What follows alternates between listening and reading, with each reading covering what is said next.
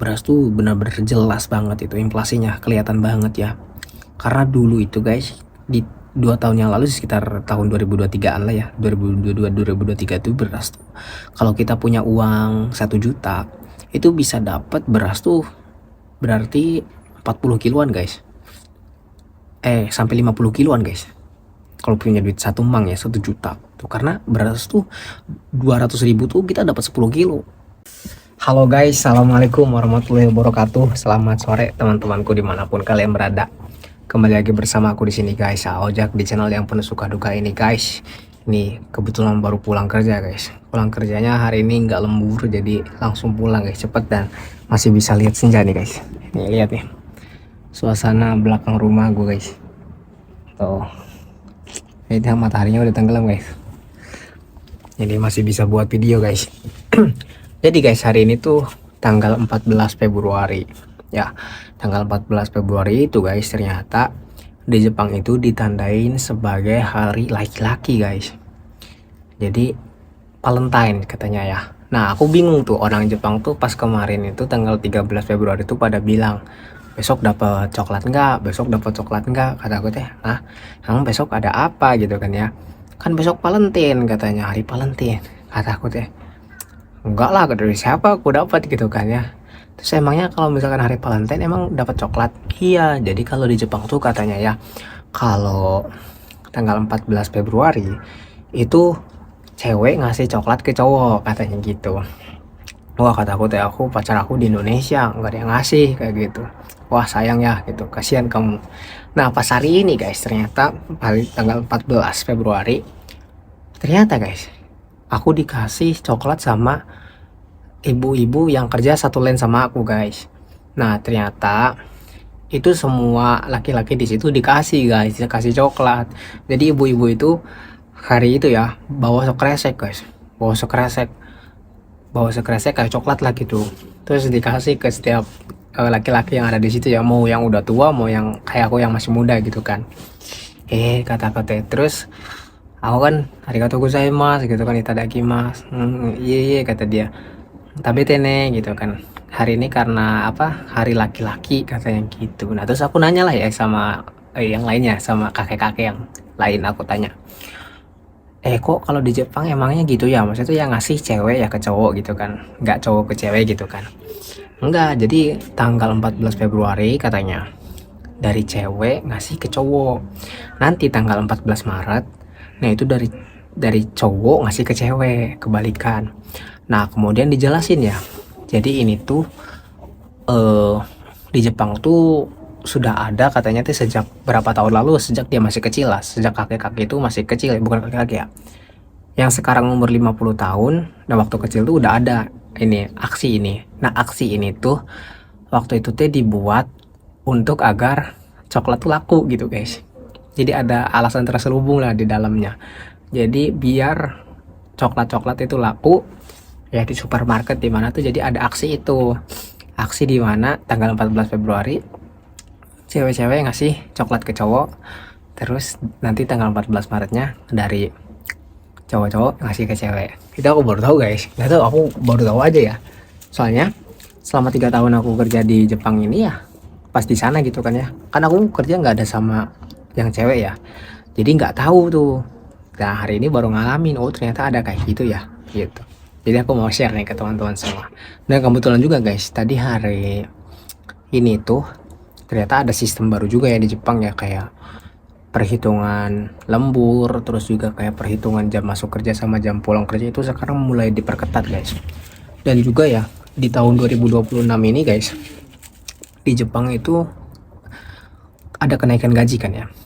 Jadi ada kenaikan gaji UMR lah di setiap prefekturnya tuh ada kenaikan guys. Sehingga ya mau nggak mau ya perusahaan kan ya harus nurut ya, maksudnya tuh dengan kebijakan pemerintah, misalkan UMR di prefekturnya sekian gitu naiknya, ya semua naik guys.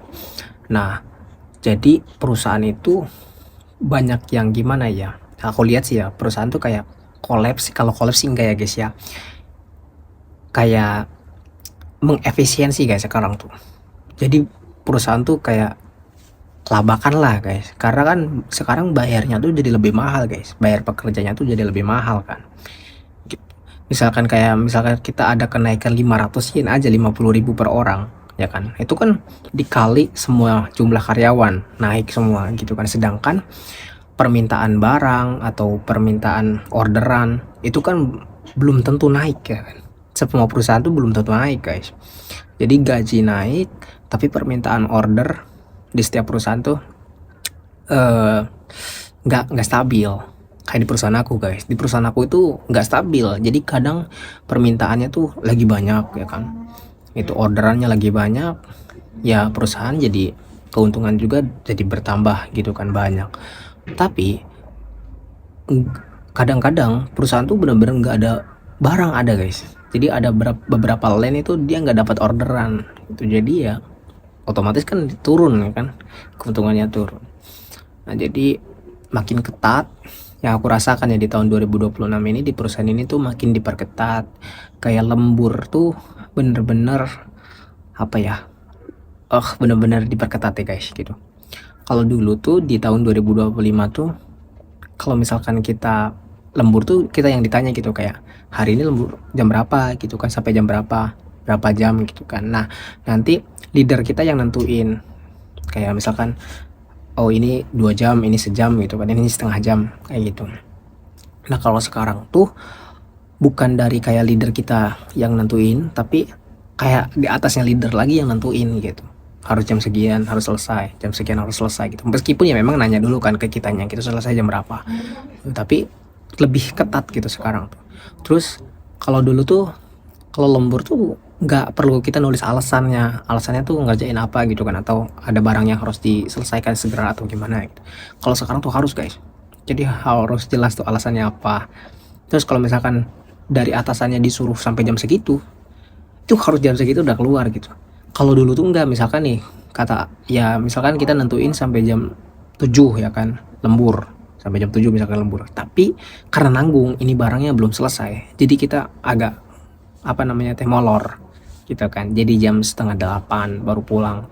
Itu yang harusnya tuh sampai jam 7 selesai, tapi jam setengah 8 dulu tuh masih bisa. Kalau sekarang tuh nggak bisa, guys. Pokoknya kalau udah ditentuin jam 7 harus jam 7 kayak gitu. Jadi kayak aku ngerasa di Jepang tuh makin diperketat, guys, dan banyak perusahaan yang mungkin kelabakan ya gara-gara ini kenaikan gaji UMR ini, guys. Itu UMR Jepang naik, perusahaan-perusahaan kecil ya mungkin agak sedikit harus efisiensi, guys. Makanya di perusahaan aku juga banyak kayak pemangkasan karyawan, guys. Yang tadinya nih karyawan misalkan di satu line ini ada 5 ya, itu dipangkas jadi 3 doang gitu. Bener-bener rumit deh, bener-bener kayak ada perubahan deh. Terus kayak perusahaan tuh sekarang lebih sering neken-neken gitu ke karyawan, kerjanya harus cepat lah. Kalau dari dulu juga ada gitu, tapi kalau sekarang bener-bener di ketat banget gitu, kayak gitu.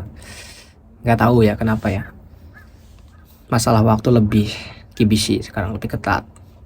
Terus masalah kerja juga lebih ketat, lemburan juga lebih ketat, semua lebih ketat sekarang, guys. Jadi perusahaan tuh bener-bener efisiensi, bahkan ya kayak bihing-bihingnya itu, bihing tuh kayak apa ya, guys ya, kayak alat-alat kerja lah gitu, alat-alat kerja kayak bahan-bahan untuk kerja kan, kayak cairan-cairan kimia. Kalau gue di kimia ya, cairan kimia kayak itu semua itu bener-bener di efisiensi banget, guys. Bener-bener di efisiensi, bener-bener dihitung beneran. Itu harus bener, harus jelas kepakainya seberapa seminggu, misalkan sehari itu kepakai seberapa, barang yang dikerjain seberapa, terus kayak cairan yang digunakan tuh seberapa, tuh harus ketat banget, guys, sekarang nih. Jadi mungkin karena pergantian kepemerintahan yang baru juga ya di Jepang ya, pasti ada kebijakan-kebijakan yang terbaru juga gitu. Ya ini bagus sih kalau buat kitanya bagus ya, kalau aku ngerasa ini bagus gitu kan, karena yang pertama ya gaji naik tentu kan. Tapi guys, meskipun gaji naik di Jepang itu inflasinya besar banget, guys, beneran. Jadi meskipun gajinya naik nih, itu kayak ngerasa nggak naik. Bukan hanya aku yang ngerasain nih, tapi orang Jepang mau bilang gitu. Kayak contoh nih, pas kemarin kayak gaji naik gitu kan, orang Jepang malah ngalah, nggak ngaruh gitu kan, nggak berubah kok, sama aja gitu kan. Sekarang lihat barang makanan aja mahal semua, kata dia gitu. Kayak listrik, gas, semua tuh mahal. Ya yang paling jelasnya itu beras, guys. Beras tuh benar-benar jelas banget itu inflasinya kelihatan banget ya. Karena dulu itu guys, di 2 tahun yang lalu sekitar tahun 2023an lah ya, 2022 2023 itu beras tuh, kalau kita punya uang 1 juta itu bisa dapat beras tuh berarti 40 kiloan guys, sampai 50 kiloan guys, kalau punya duit 1 mang ya 1 juta tuh. Karena beras tuh 200.000 tuh kita dapat 10 kilo. Itu sumpah demi Allah aku ingat banget guys, dulu tuh beli 10 kilo beras tuh cuma 200.000. Kalau uang rupiahnya lah sekitar 200 ribuan lah guys. Sedangkan di tahun 2024 itu naik guys, berkali lipat, 2-3 kali lipat guys. Kalau kita punya uang 1 juta itu berarti kita dapat sekitar, karena kan 5 kilo 400.000 tuh 5 kilo, berarti kalau 10 kilo tuh 800.000 guys. Bayangin tuh 1 juta tuh kita cuma dapat 10 kilo atau 12, yang 15 kilo juga nggak dapat guys. Itu benar-benar kenaikan yang paling parah tuh, apalagi pas seingatku di 2025 pertengahan ya, itu 5 kilo 500.000 guys. Dulu tuh 500.000 tuh udah dapat 20 kilo, itu 500.000 dapat 5 kilo doang. Gila nggak tuh kamu, kelihatan gila nggak? Gila guys, kenaikannya gila. Itu cuma beras doang ya, belum kayak telur, kayak bahan-bahan yang lain, ayam yang kayak gitu. Wah beneran deh, mungkin kalau kalian yang baru datang ke Jepang di sekarang-sekarang ya nggak kerasa ya perbedaannya gitu. Kalau aku ya kerasa banget ya, di 2 tahun 3 tahun ke belakang itu jauhnya beda banget. Kayak dulu telur itu guys 10.000 tuh kita dapat 10 butir. Ingat banget ya aku ya, kalau beli telur tuh 10.000 tuh kita dapat 10 butir tuh. Ya 10.000 13 ribuan lah sekitar itu, nggak tepat ya. Pokoknya sekitar 100 yen itu kan ya bisa jadi 12.000 13.000 gitu kan. Tuh aku dapat 10 butir guys. Sekarang tuh 30.000 guys 10 butir. 30.000 300 yen gitu. Jadi kenaikannya cukup lumayan drastis juga guys. Itu situasi kerja di Jepang ya sekarang tuh seperti itu. Jadi perusahaan-perusahaan sekarang tuh kayak sedang menyesuaikan diri juga ya dengan kebijakan pemerintahan yang baru gitu kan. Terus dengan sistem yang baru di Jepang, ada sistem juga yang baru kan. Terus ya dengan kenaikan gaji ini perusahaan harus bisa bertahan lah gitu. Nah kenapa aku sampai tahu kayak gini guys? Jadi kalau di perusahaan yang sekarang ini, aku setiap hari Senin itu jam 1 siang itu ada meeting guys. Setiap hari Senin 1 jam ya ada meeting setiap lane ya. Jadi 2 lane digabung gitu kan, lane 1 sama lane 2, lane 3 sama lane 4. Terus kita kumpul di di satu tempat di aula lah gitu kan, sama para atasan-atasan lah gitu. Nah ngebahas apa, jadi banyak yang dibahas lah gitu, kayak ngebahas tadi keuntungan setiap lane-nya ya kan, kemudian kayak setiap orangnya lemburnya berapa gitu, terus setiap orangnya ngelakuin kesalahan apa aja. Nah misalkan aku ngelakuin kesalahan, nah kesalahan itu dibahas tuh di situ, di meeting itu dibahas apa yang membuat kesalahan sampai kayak gitu, kenapa gitu. Terus kayak diuji gitu kan, terus kita harus bisa jelasin. Nah itu bagus sih ya buat aku ya, jadi aku juga bisa belajar gitu kan, oh ternyata sistem pekerjaan di Jepang, perusahaan di Jepang seperti itu ya gitu. Ya kalau perusahaan yang lebih besar aku juga nggak tahu ya, kalau ini ya perusahaannya nggak begitu besar amat sih, sekitar karyawannya juga 70 orang lah ya, menurutku sih nggak begitu besar ya, menengah lah guys. Tapi senangnya aku tuh jadi aku tahu, oh ternyata perhitungan keuntungannya tuh kayak gini gitu kan, kayak keuntungan sekian terus dikurangin sama jam kerja pekerja jadi sisanya sekian gitu kan, dikurangi sama bahan-bahan yang lainnya kayak gitu. Jadi tahu tuh bahwa perusahaan tuh sedang ya agak inilah gitu kan. Kalau misalkan keuntungannya berkurang, misalkan orderannya lagi dikit nih, tapi kok banyak yang lembur. Nah itu dipertanyakan guys, kenapa gitu kan, kok bulan ini kan orderannya sedikit di line kamu, tapi kok banyak yang lembur, kenapa? Itu dipertanyakan. Wah gitu, agak ribet lah ya. Padahal kan orderan juga kan barangnya beda-beda ya, ada yang barang yang gampang dikerjain, ada yang barang yang susah dikerjain tuh guys. Nah itu kan butuh waktu ya, barang yang gede sama barang yang kecil gitu kan. Barang yang gede meskipun 1-2 biji, tapi kan butuh waktu pengerjaan.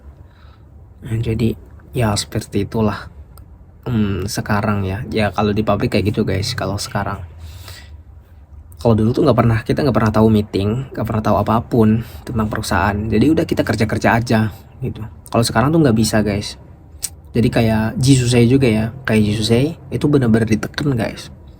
Kalau misalkan buat kesalahan, buat apa, itu sampai diomongin di meeting di depan muka kita kayak, kamu tahu nggak sih gitu kan, kalau kamu ngelakuin kesalahan ini tuh perusahaan ruginya nih, langsung dijelabarin tuh ruginya tuh berapa jam. Kan kalau misalkan salah ngegerakin mesin aja, itu kan mesinnya jadi berhenti, otomatis kan berhenti ya, nggak produksi dong ya kan. Berapa jam tuh dihitung, kalau 1 jamnya sekian, terus 1 jalannya tuh kita dapat berapa juta harusnya gitu kan. Terus karena terhenti jadi nggak dapat duit itu gitu kan, terus harus diulangi lagi, makan waktu berapa, jadi uang berapa.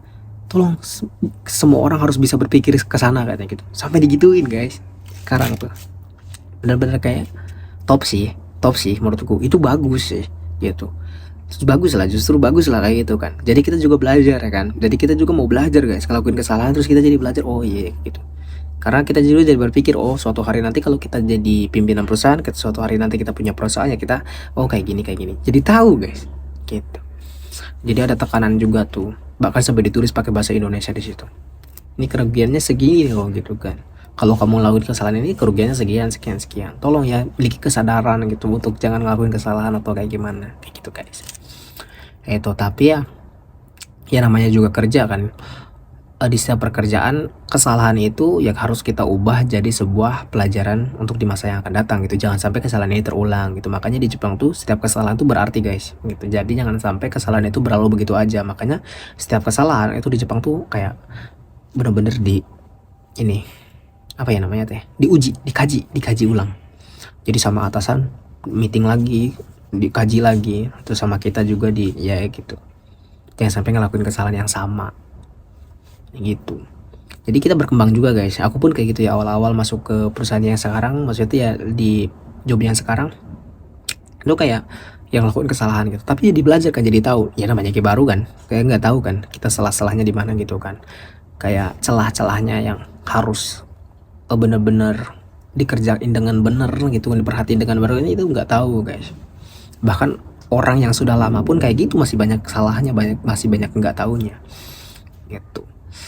Karena yang menyebabkan kesalahan tuh bukan hanya dari pekerjanya, tapi kadang mesinnya, kadang juga dari cairannya, kadang juga dari bahan dari sananya gitu. Jadi banyak hal itu, jadi makanya dikaji ulang dan lain-lain itu. Makanya tuh ya, itu juga tekanan juga guys, mental benar-benar diuji. Apalagi kalau kita ngelakuin kesalahan, itu langsung dikerumunin sama atasan-atasan, langsung ditanya, langsung ya gitu, kenapa kok bisa kayak gini. Mungkin awal-awal masih biasa aja, tapi ngelakuin kesalahan kedua, ketiga, keempat, kelima, itu tekanannya lebih berat.